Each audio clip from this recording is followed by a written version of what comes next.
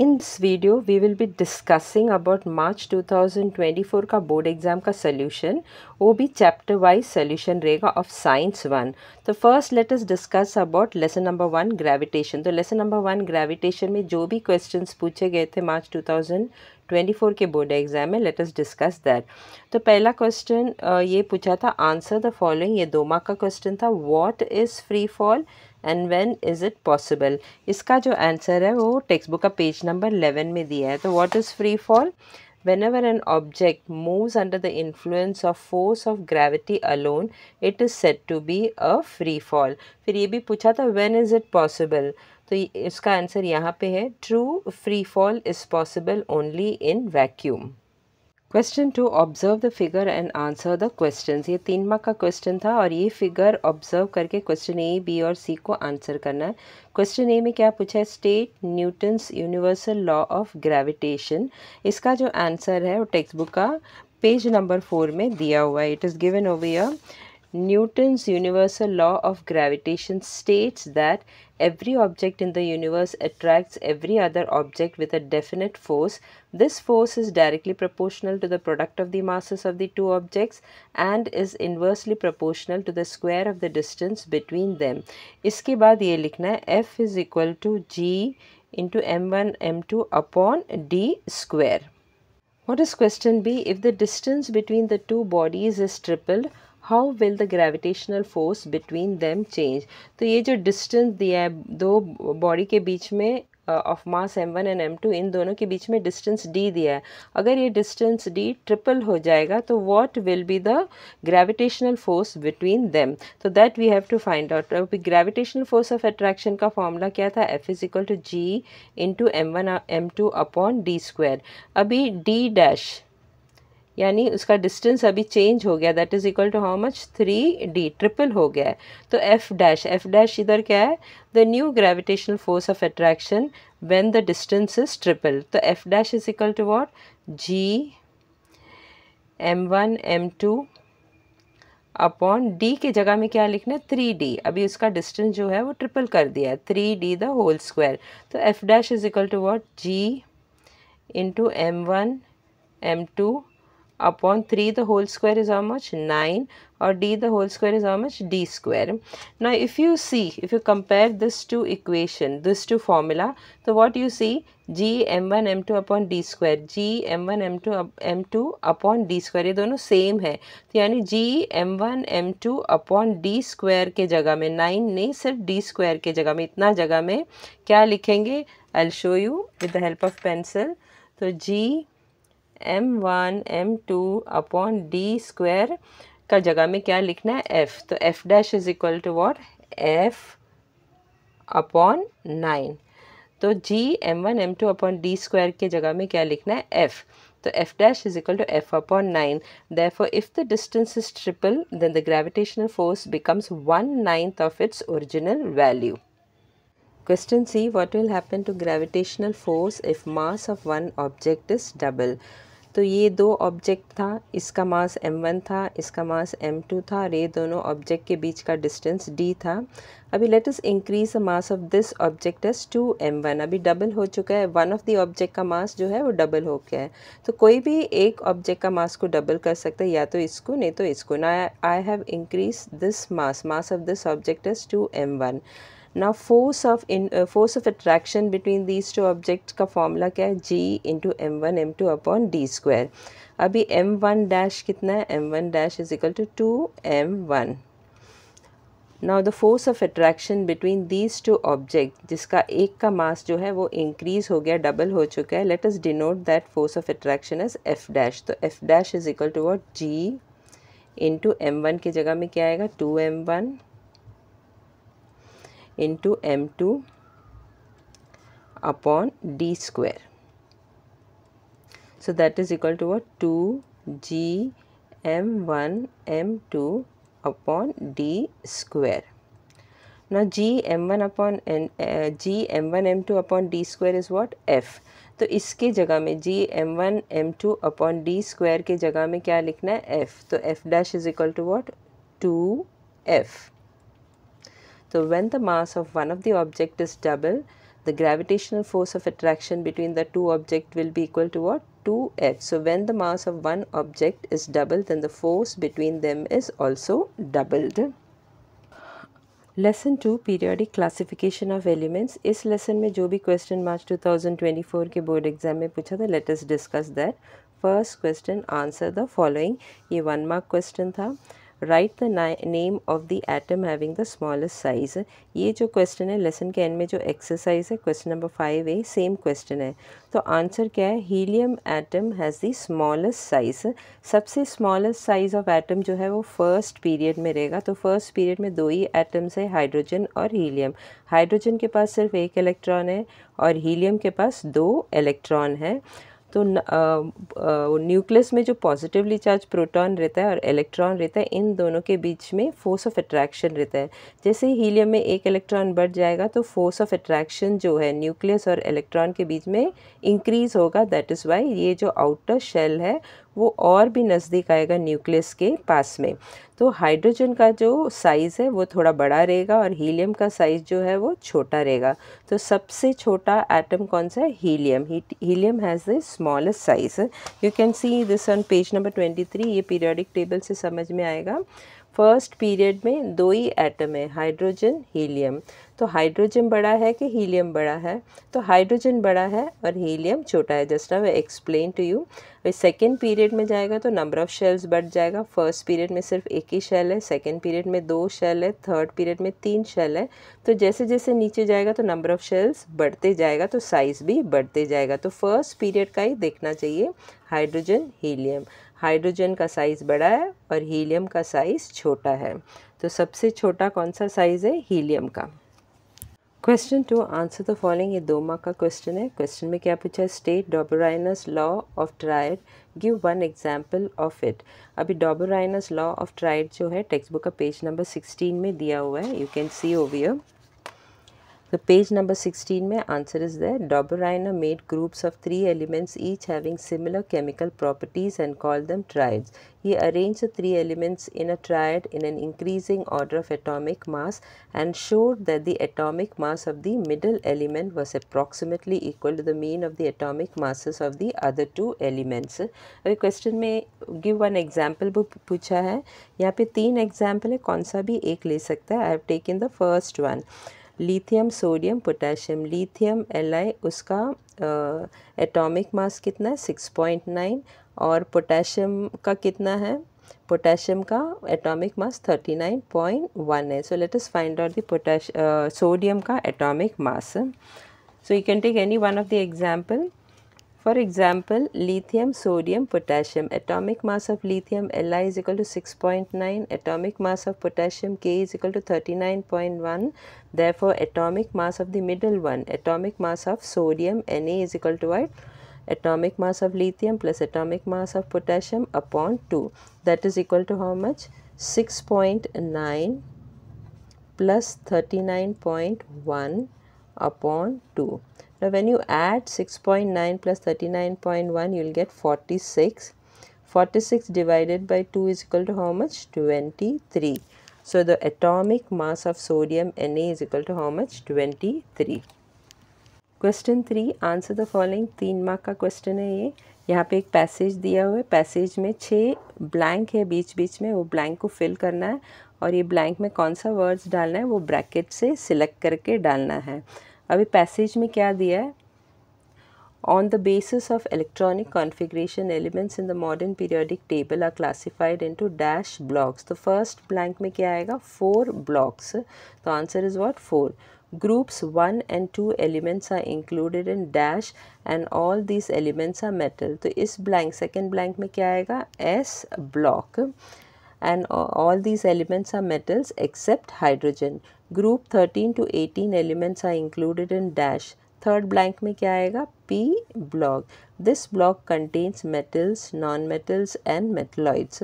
Group 3 to 12 elements are included in dash and all the elements are dash. तो इस blank में क्या आएगा? D block.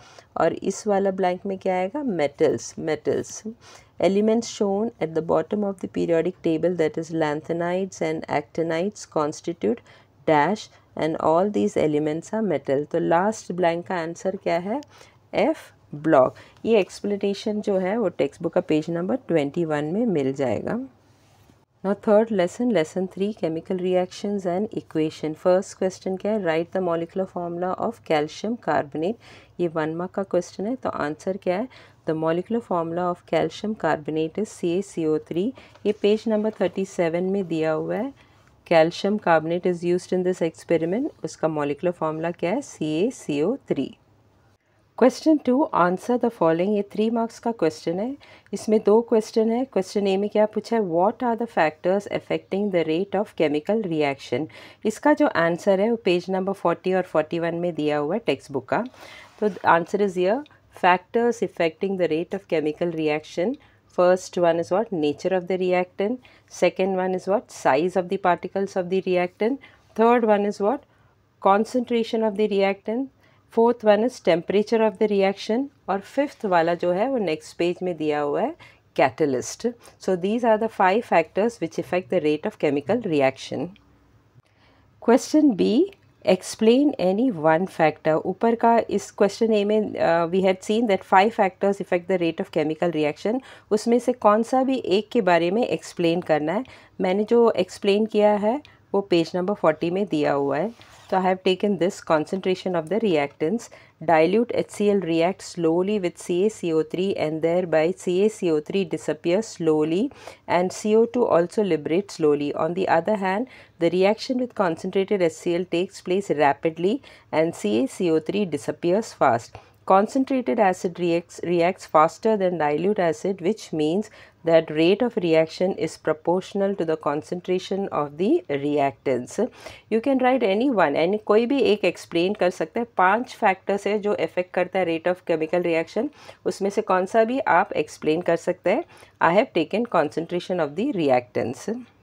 Question 3 gives scientific reasons. ये 2 mark का question है. Question में क्या पूछा है? When the gas formed on heating limestone is passed through freshly prepared lime water, the lime water turns milky. Lesson के एंड में जो एक्सरसाइज है उसका क्वेश्चन नंबर 4A सेम ही है. तो आंसर क्या है? First point, when limestone is heated calcium oxide and carbon dioxide gases form.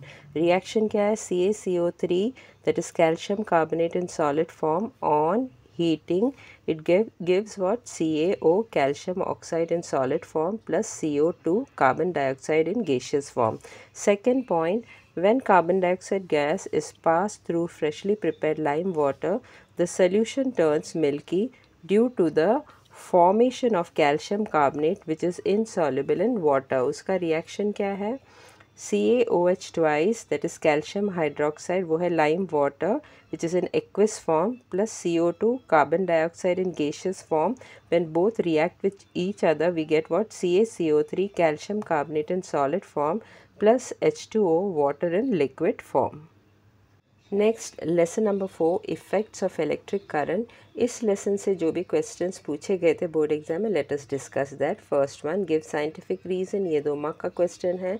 Question क्या है? Tungsten metal is use to make a solenoid type coil in an electric bulb. Lesson के end में जो exercise है उसका question number 7A same question है, और इसका जो आंसर है वो टेक्स्ट बुक का पेज नंबर 49 में दिया हुआ है. So answer is given in page number 49. Equipment such as electric bulb make use of the heating effect of electric current. Electrical conductors having higher resistivity are used here. For example, a tungsten wire is used in an electric bulb. Because of the current, this wire gets heated to nearly 3400 degrees Celsius and emits light. The hot wire also radiates heat to a certain extent. उसके बाद hence और question का part लिखना है. Hence tungsten metal is used to make a solenoid type coil in an electric bulb. और ये 3400 जो bracket में दिया है, ब्रैकेट नहीं डालना है, डायरेक्ट लिखना है. Wires get heated to nearly 3400 degree Celsius and emits light. तो don't put this bracket. Question 2, what is a solenoid? Draw a neat diagram and name its various components. ये 3 marks का question है, और answer जो है वो text book का page number 54 में दिया हुआ है. तो answer is this. What is a solenoid? When a copper wire with a resistive coating is wound in a chain of loops like a spring, it is called solenoid. So this is the definition of solenoid और diagram ये draw करना है along with the labeling. Question 3, answer the following. ये 2 mark का question है. Identify the figure and explain its use. जो figure जो है वो टेक्स्ट बुक का पेज नंबर 61 में दिया हुआ है और लेसन के एंड में जो एक्सरसाइज है उसका question number 11C same question है. और आंसर क्या है, फिगर ये दिया हुआ है, this is the figure which was given और क्वेश्चन यही है, सेम क्वेश्चन पूछा है. Identify the figure and explain their use. यहाँ पे 3 फिगर दिया था और सी वाला क्वेश्चन जो है दिस फिगर वाज गिवन. तो you have to identify the figure and explain their use. तो आंसर क्या है इसका, What is a figure? It is a DC generator और उसका यूज़ क्या है, it is used to generate direct current.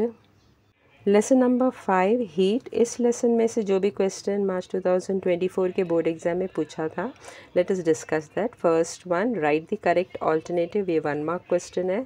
Question क्या है, the SI unit of heat is dash. तो ये चारों ऑप्शन में से करेक्ट ऑप्शन कौन सा है, option B joule. This is given in page number 67. The units of heat are joule in SI units. Question 2, write the use of calorimeter. ये 1 mark का क्वेश्चन है. इसका आंसर जो है पेज नंबर 69 में दिया हुआ है. तो answer is what, the specific heat of an object can be measured using calorimeter.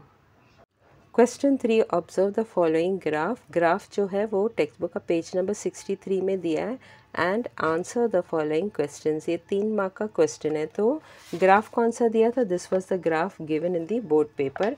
और इस ग्राफ को ऑब्जर्व करके क्वेश्चन ए, बी और सी को आंसर करना है. क्वेश्चन ए में क्या पूछा है, what does the graph represent. तो आंसर है the temperature versus time graph represents the behaviour of water when heated continuously and uniformly. Question B, what is the line A B represent. उसका जो answer है text book का page number 62 में दिया हुआ है. तो line A B represent what, in this graph line AB represents the conversion of ice into water at constant temperature. You can see in the figure itself line AB. ये जो line AB है, what does it represent? It represents the conversion of ice into water at constant temperature, that is at 0 degree Celsius. Next question, question C, what does the line BC represent? तो इसका जो answer है वो text book का page number 63 में दिया हुआ है. तो आंसर क्या है, it is given here, line BC in the graph represents rise in temperature of water from 0 degree Celsius to 100 degree Celsius. तो this is the line BC. तो ये लाइन BC, what does it represent, it represent the rise in temperature of water from 0 degree Celsius to 100 degree Celsius. March 2024 के board exam में जो भी question lesson number 6 refraction of light से पूछे गए थे, let us discuss about that. First question, write the correct alternative. ये 1 mark question है. We can see the sun even when it is little below the horizon because of dash. तो correct answer इन चारों में से कौन सा है, option B refraction of light. So answer is what, option B refraction of light. ये page number 77 में दिया हुआ है. When the sun is somewhat below the horizon, it light rays is are able to reach us along a curved path due to their refraction through Earth's atmosphere. तो answer is what, refraction of light. Question 2, match the column. ये 1 mark का question है. Column A में सिर्फ एक ही दिया है, refractive index of water. Column B में 3 दिया है. तो इन तीनों में से राइट आंसर कौन सा है, we have to find out that. तो आंसर क्या है, रिफ्रैक्टिव इंडेक्स ऑफ वाटर. तो राइट आंसर इज सी 1.33. तो आंसर इज व्हाट, सी 1.33. तो रिफ्रैक्टिव इंडेक्स ऑफ वाटर क्या है, 1.33. This is given in page number 75. Refractive index of water is how much, 1.33. Question 3, answer the following. ये 5 mark का question है. Observe the given diagram and answer the following questions. तो diagram observe करना है और diagram जो है text book का पेज नंबर 77 में दिया हुआ है और वो डायग्राम ऑब्जर्व करके ABCDE को आंसर करना है. तो डायग्राम यहाँ पे page number 77. This is the diagram which was given in the board paper. अभी क्वेश्चन ए क्या पूछा है, name the process shown in the figure. तो आंसर क्या है, वो पेज नंबर 77 में दिया हुआ है. So what is answer, the process shown in the figure is answer is dispersion of light. तो आंसर कैसे लिखेंगे? The process shown in the figure is dispersion of light. Question B, name the color that deviates the most. इसका answer है violet color deviates the most. Question C, name the color that deviates the least. इसका answer है red color deviates the least. ये दोनों भी answer B और C जो है वो पेज नंबर 77 में दिया हुआ है। Red bends the least while violet bends the most. तो क्वेश्चन बी था name the colour that deviates the most, तो आंसर क्या है? Violet colour. और क्वेश्चन सी क्या था? Name the colour that deviates the least, तो आंसर क्या है? Red colour deviates the least. Question D, and name any one phenomenon in the nature which is based on the above process. तो इसका answer है the formation of rainbow is a natural phenomena which is caused by the dispersion of sunlight in the sky. Question E, define spectrum. इसका answer है spectrum is the band of colors obtained on a screen when white light passes through a prism and splits into its constituent colors. ये जो answer है you'll get it page number 77. So here it is, when the white light is incident on the prism, फिर यहाँ से लिखना है the 7 colors emerges along different paths and get separated and we get a spectrum of 7 colors. So you can write this answer also for question number E, that is definition of spectrum. Lesson 7 lenses. इस lesson में से जो भी questions मार्च 2024 के board exam में पूछे थे, let us discuss that. First question, write the correct alternative, ये 1 मार्क क्वेश्चन है। In simple microscope dash lens is use, तो आंसर कौन सा है? इन चारों में से करेक्ट आंसर है option D convex. So answer is what? Option D convex. ये पेज नंबर 90 में दिया हुआ है। और convex lens is used in a simple microscope. तो सिंपल माइक्रोस्कोप में कौन सा लेंस यूज़ किया गया है? Convex lens. Question number 2, the focal length of a convex lens is 20 centimetre, what is its power. ये 2 मार्क का क्वेश्चन था, बोर्ड एग्जाम में पूछा था। और ये टेक्स्ट बुक का पेज नंबर 86 का एग्जाम्पल 2 है, सेम सम है। अभी क्वेश्चन में क्या दिया है? Focal length of a convex lens is 20 centimetre. तो focal length F is equal to कितना दिया है? 20 सेंटीमीटर। अभी इसको मीटर में कन्वर्ट करना है। मीटर में कन्वर्ट करने के लिए इसको डिवाइड बाय 100 करना है। एक ज़ीरो कट हो गया, so that is equal to what? 2/10। So 2/10 is equal to how much? 0.2 metre. तो 20 centimetre is equal to how much? 0.2 metre. ढूंढना क्या है? What is its power. तो पावर ऑफ लेंस पी ये ढूंढना है। पावर का फॉर्मूला क्या है? 1/f, जो मीटर में रहना चाहिए। So we have already converted focal length f into metre. So that is equal to how much? 1/f कितना है? 0.2। सो 0.2। अभी इसका डेसिमल निकालना है। So that is equal to 1/0.2। यहाँ पे पॉइंट के बाद एक ही नंबर है, तो इंटू 10 करना है। So that is equal to 1 into 10 कितना है? 10। और 0.2 इंटू 10 विल बिकम 2। अभी 10 जो है वो 2 के टेबल में जाते हैं। 2 1s are 2 5s are। So answer is what? 5 dioptre. So the power of lens is what? 5 dioptre. Question 3 में टेबल दिया हुआ है, ये 3 मार्क का क्वेश्चन है। और यहाँ पे बॉक्स में, फर्स्ट बॉक्स में यहाँ पे क्या लिखा है? फिगर, और एरो इस तरफ है, तो यहाँ पे क्या दिया हुआ है? फिगर दिया हुआ है। और यहाँ क्या लिखा है? पॉइंट्स, और एरो कहाँ पे है? डाउनवर्ड। तो यहाँ पे जो नीचे जो दिया है वो पॉइंट्स है, और ये पॉइंट्स का आंसर हमें फाइंड आउट करना है। अब फिगर, यहाँ पे ये 2 फिगर दिया है। फर्स्ट पॉइंट क्या पूछा है? Name of the defect. तो ये कौन सा डिफेक्ट है ये पता करना है। तो आंसर क्या है? ये फर्स्ट वाला जो फिगर है उसका आंसर है, डिफेक्ट क्या है? मायोपिया डिफेक्ट है। और सेकेंड वाला फिगर का जो डिफेक्ट है वो उसका नाम क्या है? हाइपरमेट्रोपिया।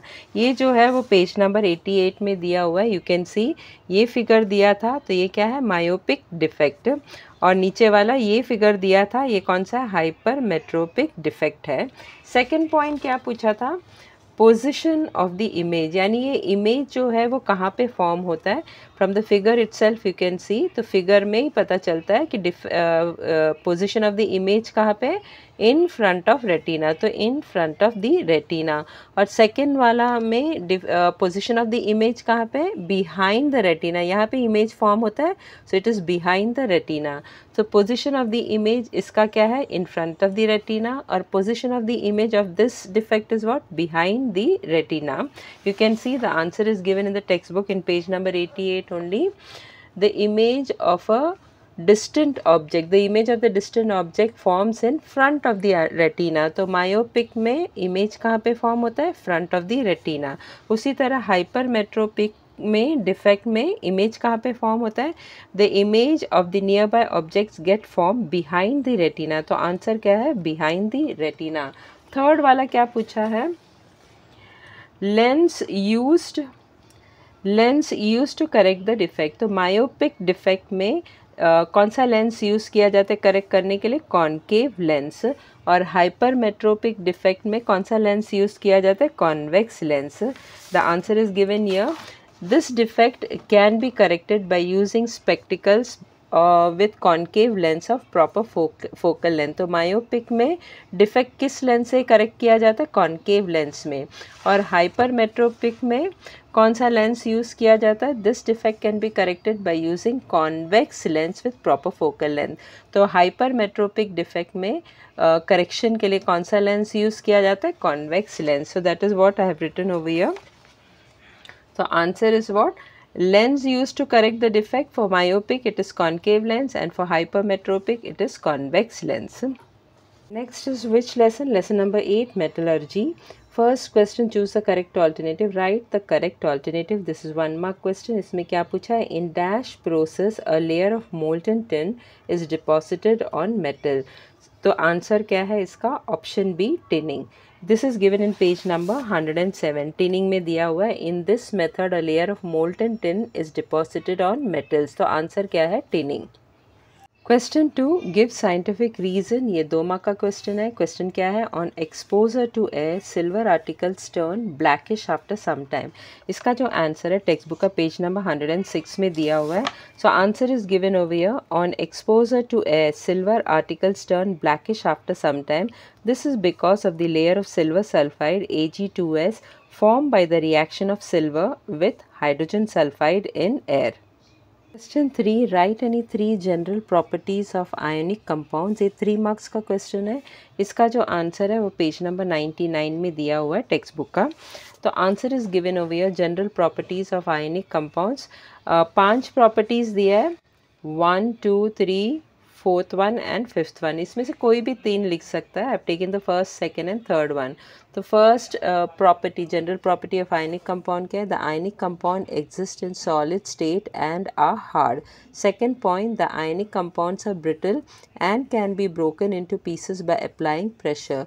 थर्ड पॉइंट क्या है, the melting and boiling points of ionic compounds are high.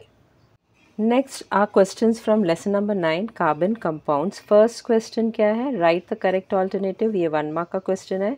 ये इसमें दिया dash is the functional group of carboxylic acid. तो ये चारों में से करेक्ट ऑप्शन कौन सा है, ऑप्शन ए डैश COOH। तो आंसर क्या है, ऑप्शन ए डैश COOH। ये पेज नंबर 118 में दिया हुआ है। यहाँ पे टेबल दिया है फंक्शनल ग्रुप का। You can see over here, carboxylic acid का फंक्शनल ग्रुप क्या है, डैश COOH। तो आंसर क्या है, dash COOH। Question 2, identify the hydrocarbon from the given electron dot structure. ये 1 मार्क का क्वेश्चन है। तो ये इलेक्ट्रॉन डॉट स्ट्रक्चर दिया हुआ है, we have to identify which hydrocarbon it is. तो इसका मॉलिकुलर फॉर्मूला क्या है, C2H6। यहाँ पे 2 कार्बन है, C2, और 6 हाइड्रोजन है, 1, 2, 3, 4, 5, 6। तो मॉलिकुलर फॉर्मूला क्या है, C2H6, that is it is ethane. ये पेज नंबर 114 में दिया हुआ है। This is the electron dot structure, और इसका आंसर क्या है, ethane. Next question, observe the figure given below and answer the questions. जो फिगर जो दिया था बोर्ड पेपर में वो टेक्स्ट बुक का पेज नंबर 129 में दिया हुआ है, और ये 5 मार्क्स का क्वेश्चन था। इसमें 5 क्वेश्चन पूछे थे, question A B C D E, और हर एक क्वेश्चन के लिए 1-1 मार्क था। अभी फिगर जो है जो क्वेश्चन में दिया था वो पेज नंबर 129 में. You can see over here this was a figure which was given in the board paper. This was a figure given और ये फिगर को ऑब्जर्व करके पांचों का पांचों क्वेश्चंस आंसर करना है. तो फर्स्ट क्वेश्चन क्या पूछा है? Question A, name the reactants in this reaction. तो आंसर क्या है? Acetic acid and sodium carbonate are the reactants in this reaction. ये जो आंसर है फिगर से ही मिल जाएगा. You can see in the figure जो बड़ा जो टेस्ट ट्यूब है, बिग टेस्ट ट्यूब है, उसमें क्या यूज़ किया गया? एसिटिक एसिड और सोडियम कार्बोनेट. तो रिएक्टेंट्स क्या है? एसिटिक एसिड और sodium carbonate. So answer of the first question, name the reactants in this reaction, इसका आंसर है acetic acid and sodium carbonate are the reactants in this reaction. Next question, question B, which gas comes out has effervescence in the bigger test tube. इसका answer है carbon dioxide gas CO2 comes out has effervescence in the bigger test tube. ये जो answer है वो text book का page number 130 में मिल जाएगा. ना क्वेश्चन जो है वो पेज नंबर 129 से लिया हुआ है. You can see over here, यहाँ से लिया हुआ है. फिगर के लेफ्ट हैंड साइड में दिया है which gas does comes out has effervescence in the big test tube. और इसका आंसर जो है वो नेक्स्ट पेज में दिया हुआ है, पेज नंबर 130 में. The carbon dioxide gas of the effervescent passes through the gas delivery tube and enters the lime water in the small test tube. तो कौन सा gas is formed as effervescent? CO2 gas. Next question जो है question C, what is the color change in the lime water? तो इसका answer है lime water turns milky when carbon dioxide gas is passed through lime water. ये answer जो है वो page number 130 में दिया है. और क्वेश्चन सी भी जो है वो फिगर का लेफ्ट हैंड साइड में क्वेश्चन दिया हुआ है. फिगर का लेफ्ट हैंड साइड में क्वेश्चन यहाँ से लिया हुआ है.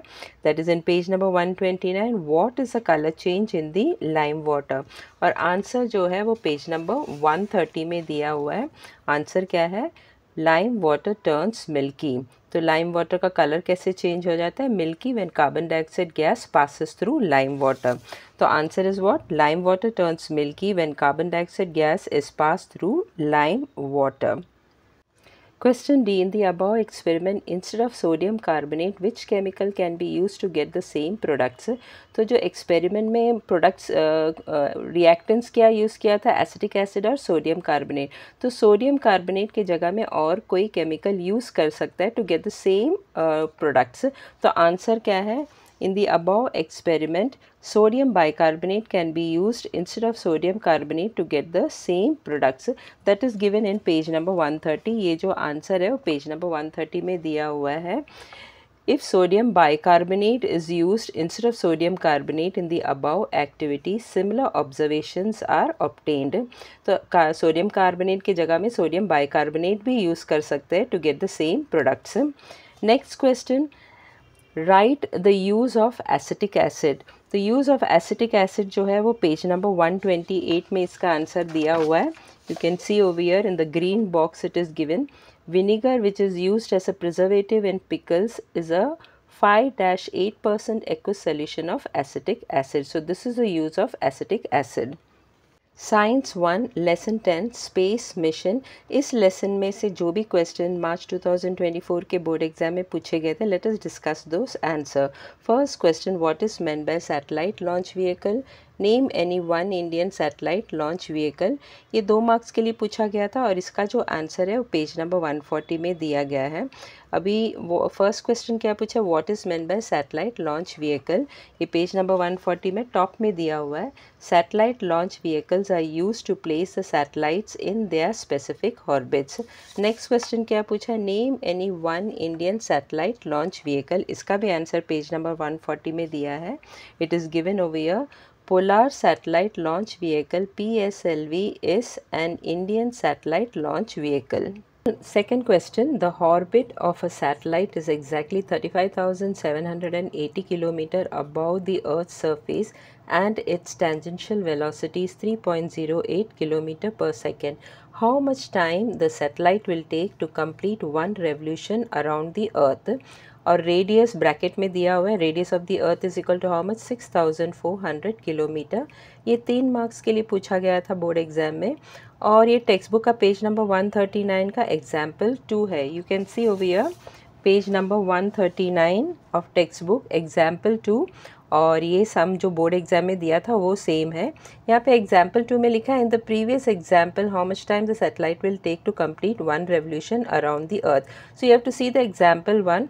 एग्जाम्पल 1 में we had to find out tangential velocity of the satellite, और टेंजेंशियल वेलोसिटी जब ये ढूंढा तो क्या मिला 3.08 किलोमीटर पर second.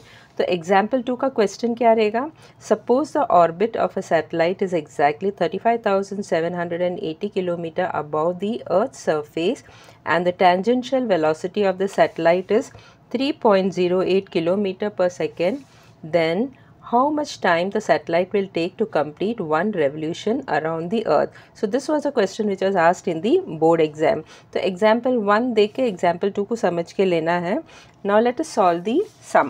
Now they have given in the question height of the satellite above the earth's surface. Let us denote that by letter H.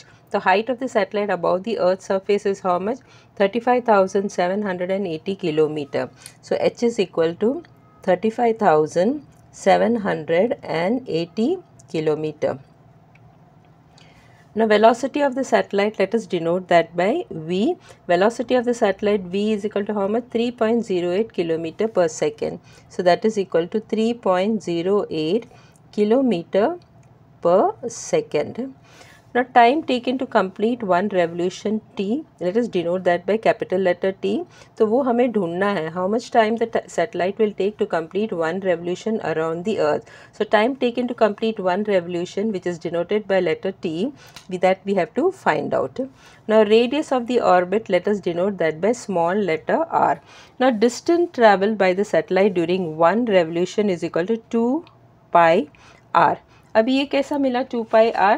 Now if supposing this is a satellite which is revolving around the earth, this is the earth, और ये satellite जो है वो earth का around the earth it is revolving. So radius of the this satellite which is revolving around above the surface of the earth, उसका radius क्या है r, और एक revolution distance travel by the satellite in 1 revolution ढूंढना है. तो ये satellite जो है वो इस तरह जा रहा है, circular orbit कर रहा है. तो distance will be equal to what? Circumference. Why circumference? Because it is a circular in shape. Distance जो है वो circular shape में है, तो distance will be equal to circumference, और circumference का formula क्या है? 2 pi r. So distance traveled by the satellite during 1 revolution is equal to what? 2 pi r. So V is equal to what? Distance upon time. Now distance we had got what? Circumference. Why circumference? Because the satellite is moving in a circular orbit. So distance is equal to circumference upon time. और circumference का formula क्या है? 2 pi r upon t. So V is equal to what? 2 pi r upon t. So V is equal to 2 pi r upon t. Now t ढूंढना है, कितना time लगता है to complete for the satellite to complete 1 revolution, that we have to find out. So take the t on this side and bring this v on this side. So t is equal to what? 2 pi r upon v. Therefore t is equal to what? 2 pi. अभी r के जगह में आएगा r plus h upon v. r के जगह में r plus h क्यों आएगा? So you can see from here, ये अर्थ है, अर्थ का रेडियस क्या है? r, और सैटेलाइट जो है वो कितना अबव द सरफेस, कितना अबव वो घूम रहा है एट अ हाइट h, और हाइट h कितना दिया था क्वेश्चन में? 35,780. So the total radius of this satellite will be equal to what? R plus h. R is what? Radius of the earth, and h is what? The orbit of the satellite above the earth's surface, how far above it is of the earth's surface at a distance h, which is equal to what? 35,780 kilometer. So 2t is equal to 2 pi. इसके लिए r के जगह में r plus h लिया है. So 2 pi, pi नहीं लिखना, पाई का वैल्यू क्या है? 3.14, और r कितना है? That was given in the question itself. Radius of the अर्थ कितना दिया? 6,400. तो r के जगह में आएगा 6,400 plus h is equal to how much? h is equal to 35,780. So h के जगह में आएगा 35,780 upon v is equal to how much? 3.08. You can see over here v is equal to how much? 3.08. Now we will add this two together. So t is equal to what? 2 into 3.14 into जब इस 6,400 plus 35,780 को add करेंगे तो we will get what 42,180 upon 3.08. अभी यहाँ पे point है, so let us remove the point. So how to remove the point? 2 into 3.14 into 42,180 upon 3.08. यहाँ पे पॉइंट के बाद दो नंबर है तो इंटू 100 आएगा, और यहाँ पे भी डिनोमिनेटर में भी पॉइंट के बाद दो नंबर है तो इंटू 100 आएगा.